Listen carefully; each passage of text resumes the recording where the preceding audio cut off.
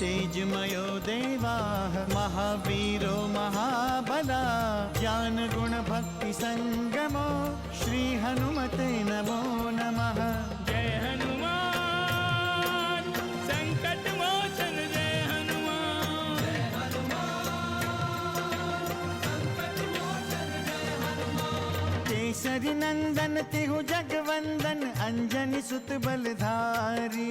केसरी नंदन तिहु जगवंदन अंजनी सुत बलधारी।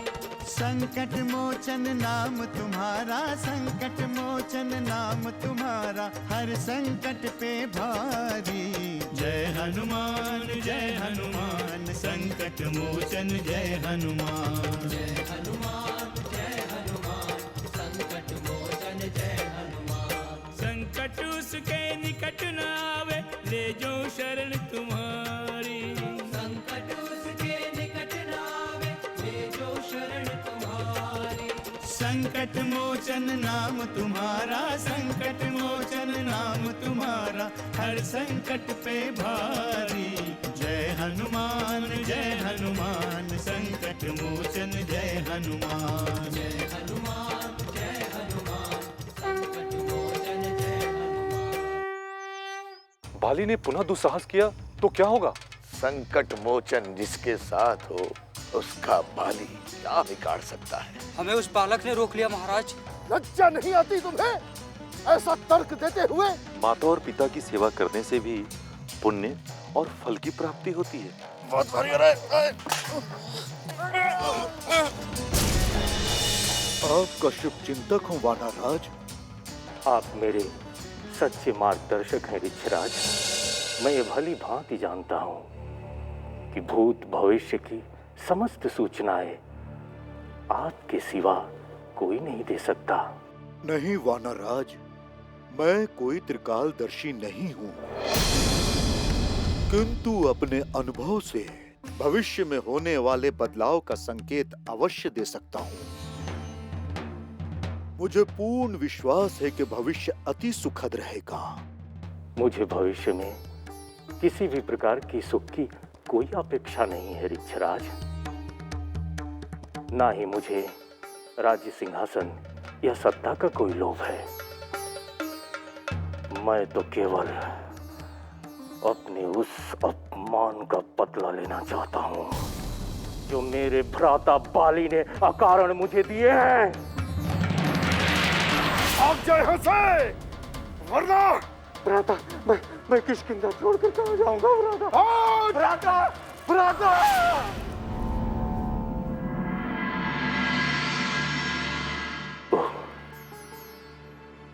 वो बहुत दुखद समय था ऋक्षराज, जब मैं अपने भ्राता बाली को जीवित देखकर अति प्रसन्न हो रहा था और वो मेरे प्राणों का शत्रु बना यमराज की भांति मेरे सामने खड़ा था। चिंता ना करे वानरराज, अब वही होगा जो आप चाहते हैं। सत्ता तो आपको पुरस्कार के रूप में मिलेगा, केवल धैर्य रखें। एक दिन स्वयं श्री हरि आपके साथ होंगे। उसी क्षण की तो प्रतीक्षा है ऋक्षराज, जब स्वयं ईश्वर मेरे साथ न्याय करेंगे। बस उसी क्षण की तो प्रतीक्षा है ऋक्षराज, जब संसार को यह पता चले कि मैंने कोई भूल नहीं की थी। किष्किंधा की प्रजा को यह समझ आए कि मेरा कोई दोष नहीं था।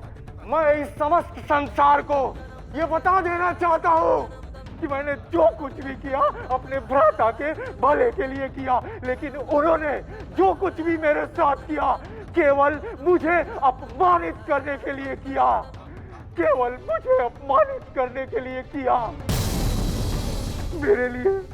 मेरे लिए ऋक्षराज इससे बड़ा अपमान और क्या हो सकता है कि वो मेरा अग्रज होकर मेरी भार्या रूमा को अपनी भार्या बना लिया। उसे अपनी इस निर्लज्जता पर घृणा भी नहीं आई। रूमा के बिना अब मेरे जीवन का कोई अर्थ नहीं है। उसका एक घिनौना कृत्य देखकर मेरी इच्छा हो रही है कि इस ऋषिमुख पर्वत पर सदा सदा के लिए अपने प्राणों का त्याग कर दूं। ऐसा ना कहें वानर राज। जो दूसरों को अपमानित करता है उससे स्वयं भी अपमानित होना पड़ता है। शायद आप ये नहीं जानते हैं कि केसरी नंदन हनुमान ने अप्रत्यक्ष रूप से बालिक को बहुत अपमानित किया है। महर्षि मतंग ने तो उसे श्राप दिया ही है एवं हनुमान ने भी उसे चुनौती दे दी है। यहां तक कि उन्होंने उसके सैनिकों को यमलोक पहुंचा दिया है। क्या केसरी नंदन हनुमान ऋषिमुख पर्वत क्षेत्र में है? वो महर्षि अंगवाहन के साथ मतंग आश्रम में आए हैं। परंतु ऋक्षराज, अचानक मतंग आश्रम में जाने का क्या अर्थ है? हमें तो सूचना मिली थी कि केसरी नंदन हनुमान महर्षि अंगवाहन के आश्रम में रहकर शिक्षा ग्रहण कर रहे हैं। ठीक सूचना मिली है आपको, किंतु महादेव की कृपा से हनुमान का उचित अवसर पर महर्षि मतंग के आश्रम में आना हुआ है और उन्होंने बाली द्वारा बंदी शिष्यों को मुक्त कराया। परंतु केसरी नंदन तो अभी बालक हैं। उन्होंने ये कार्य कैसे किया? भविष्य में इस रहस्य को आप स्वयं समझ जाएंगे। मैं तो केवल यही कहूंगा कि त्रिदेव आपके सहायक हों। हनुमान उन्हीं शक्तियों में एक है। ऋक्षराज, पर वो मेरे पास कैसे आएंगे? इसका निर्णय स्वयं महादेव करेंगे। संकट मोचन जय हनुमान। यह सब उन राक्षसों ने किया होगा।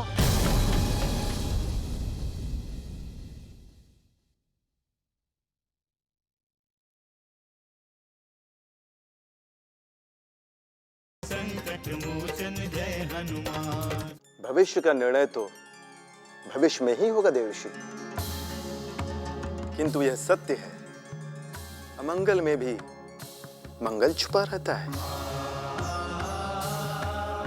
जिसे हम समझ नहीं पाते। नारायण नारायण, ये सत्य आप किसके संबंध में कह रहे हैं प्रभु? अमंगल तो बाली और सुग्रीव दोनों के ही साथ हुआ है। बाली शापग्रस्त है और सूर्य पुत्र सुग्रीव निर्वासित जीवन जी रहे हैं। अब तो उनकी भार्या भी उनकी ना रही। क्या दोनों के साथ ही मंगल होने वाला है? बाली ने सत्य को जाने में सुग्रीव का अनादर किया है देवर्षि। आक्रोश में वह भूल गया कि सुग्रीव उसका शत्रु नहीं बल्कि शुभचिंतक है। इतना ही नहीं देवर्षि, उसने अपनी अनुज की भार्या को अपनी भार्या बनाकर महापाप किया है। अपने दुष्कृतियों से उसने सहोदर को भी अपना शत्रु बना लिया है। इसका अर्थ ये हुआ कि सुग्रीव आपके कृपा पात्र हो चुके हैं। केसरी नंदन हनुमान के माध्यम से आपने उनकी मदद की है। अभी तो सुग्रीव और हनुमान का साक्षात्कार भी नहीं हुआ देवर्षि। ऐसे में हनुमान सुग्रीव के सहायक कैसे हो सकते हैं? नारायण नारायण, आपकी लीला बड़ी रहस्यमयी है प्रभु। हनुमान को ये प्रेरणा आपके सिवा कौन दे सकता है प्रभु? क्या आपको हनुमान के बल, बुद्धि और विवेक पर संदेह है देवर्षि? नारायण नारायण, रुद्र अवतार की शक्ति पे भला कौन संदेह कर सकता है माते? मैं तो केवल प्रेरणा की बातें कर रहा था। हनुमान अपनी प्रेरणा स्वयं है देवर्षि। वो जो कुछ भी कर रहे हैं वो भविष्य का प्रशिक्षण मात्र है। और यह क्रम तब तक चलता रहेगा देवर्षि जब तक श्री हरि अपने मनुज अवतार में मिल न जाए। तो क्या हनुमान का ऋषिमुख पर्वत से कोई संबंध नहीं रहेगा प्रभु। ऋषिमुख पर्वत ही हनुमान का कर्म क्षेत्र होगा देव ऋषि, और सुग्रीव उनके माध्यम होंगे। नारायण नारायण, क्या अभी से हनुमान? नहीं देव ऋषि, हमने जो कहा वह तो भविष्य का सत्य है। अभी तो हनुमान अपने गुरु महर्षि अंगवान के साथ आश्रम पहुंचे हैं।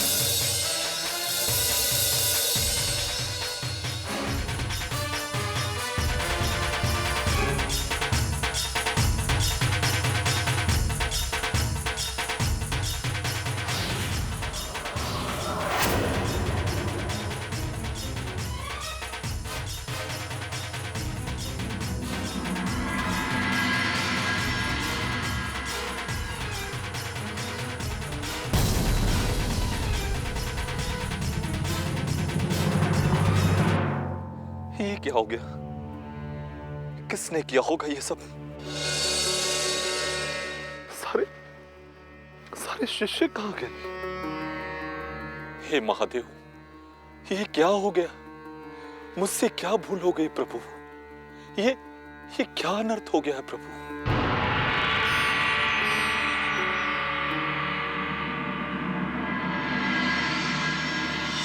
हम देवताओं के पूजक हैं और राक्षस देवताओं के विरोधी। इसी कारण सदैव हमारी उनसे शत्रुता बनी रहती है। यह सब उन राक्षसों ने किया होगा, वही तो है हमारे शत्रु। किंतु हनुमान, हम जाने बिना किसी को कैसे कह सकते हैं? संकट मोचन जय हनुमान। क्या वो राक्षस थे? पता नहीं, वो छाया जैसे थे।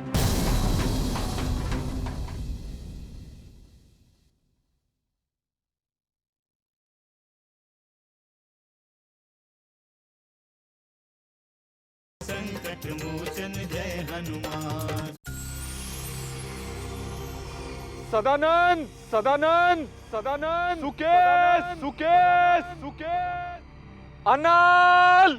रुकिए गुरुदेव, मैं देखता हूँ। तुम कहाँ जा रहे हो हनुमान? आश्रम में तो कोई भी नहीं है। यहाँ नहीं गुरुदेव, मैं बाहर देखता हूँ। हनुमान। जी गुरुदेव। बहुत दूर मत जाना। अत्याचार की पराकाष्ठा है ये। आज तक ऐसा दुस्साहस किसी ने नहीं किया। आज तक मैंने किसी को कोई कष्ट भी नहीं दिया। फिर कौन कर सकता है ऐसा उत्पात? कौन है मेरा शत्रु?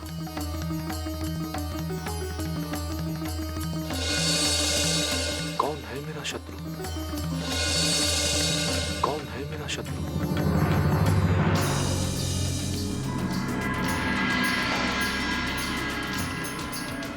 सदानंद सदानंद सदानंद सदानंद।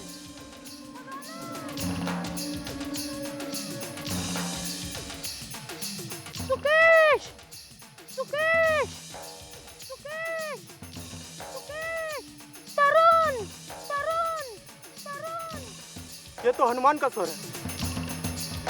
सदानंद, मानस।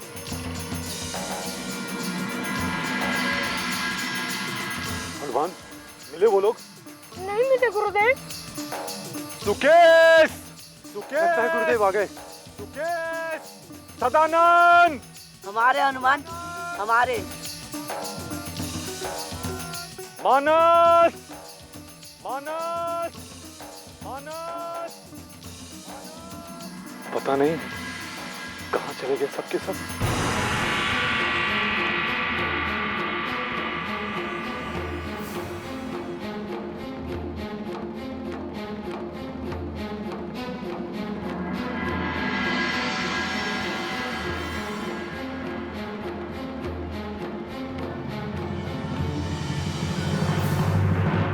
गुरुदेव, वो आ रहे हैं गुरुदेव।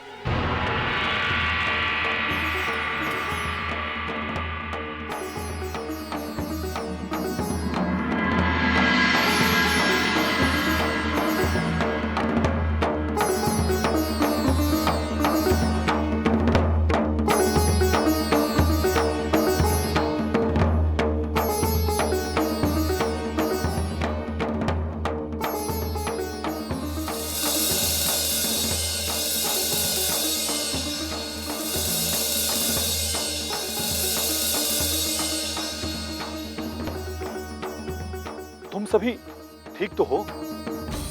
मैं पूछ रहा हूं, तुम सभी ठीक तो हो?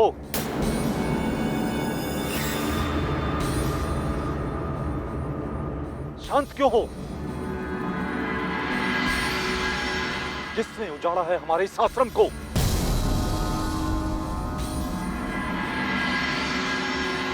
इस पवित्र स्थान को पवित्र किसने किया? कुछ कहते क्यों नहीं? हमें छोड़कर मत जाइएगा गुरुदेव, कभी मत जाइएगा। उन्होंने हमें बहुत पीटा है गुरुदेव। किसी भी तरह से हम अपना प्राण बचा के आए गुरुदेव। क्या वो राक्षस थे? पता नहीं, वो छाया जैसे थे। कभी कभी वो अदृश्य हो जाते थे। उन्होंने हमें सावधान किया था गुरुदेव, उन्होंने हमें सावधान किया था कि हम सभी आश्रम छोड़ दें, नहीं वो हमें मार डालेंगे। हम भूखे प्यासे जंगल में थे गुरुदेव, हम आपके आने का मार्ग देख रहे थे। इसका अर्थ है अवश्य वो मायावी राक्षस होंगे। संकट मोचन जय हनुमान।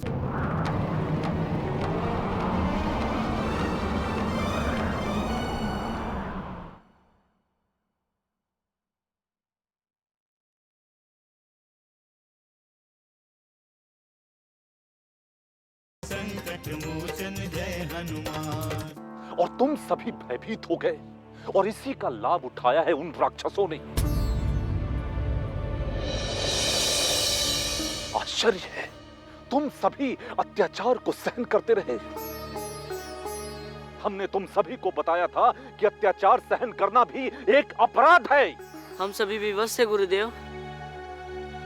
इसका अर्थ ये हुआ कि मेरी शिक्षा में ही कोई कमी है, अन्यथा मेरे शिष्य कभी भी अत्याचार सहन नहीं कर सकते।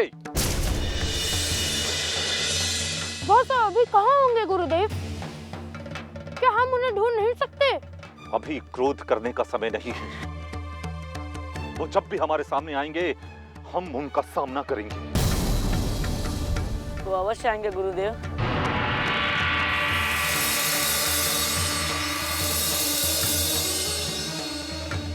अब तो उनका काल ही उन्हें मेरे पास लेकर आएगा। अभी हम आश्रम की ओर चलते हैं, क्योंकि हमें आश्रम की पुनः स्थापना करनी है। चलो।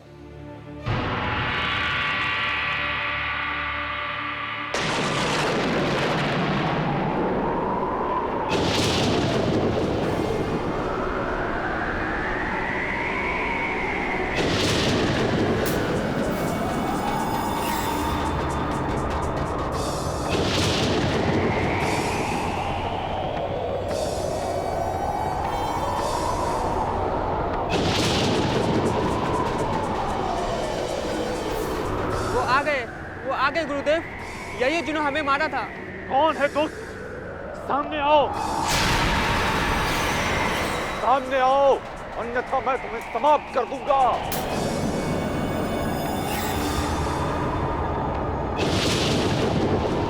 हमें बचा लीजिए गुरुदेव, ये हमें मार डालेंगे। ये तुम्हारा कोई अहित नहीं करेगा। मैं अभी अपने मंत्रोच्चारण से इसे समाप्त कर देता हूँ।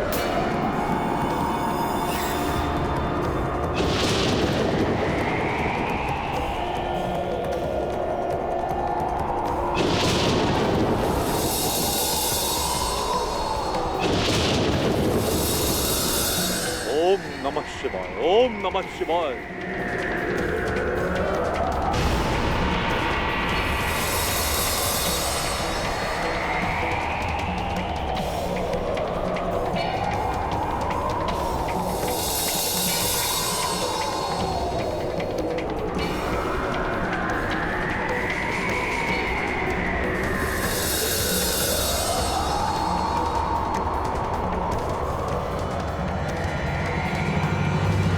शिष्यों देखो, अब एकदम शांत हो चुका है। अब तुम्हें भयभीत होने की कोई आवश्यकता नहीं है।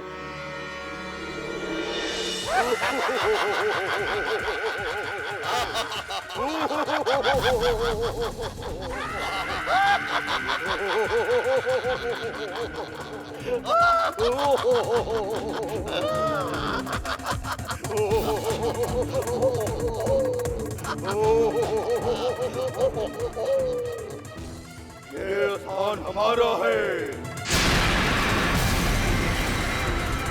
छोड़ दो इसे।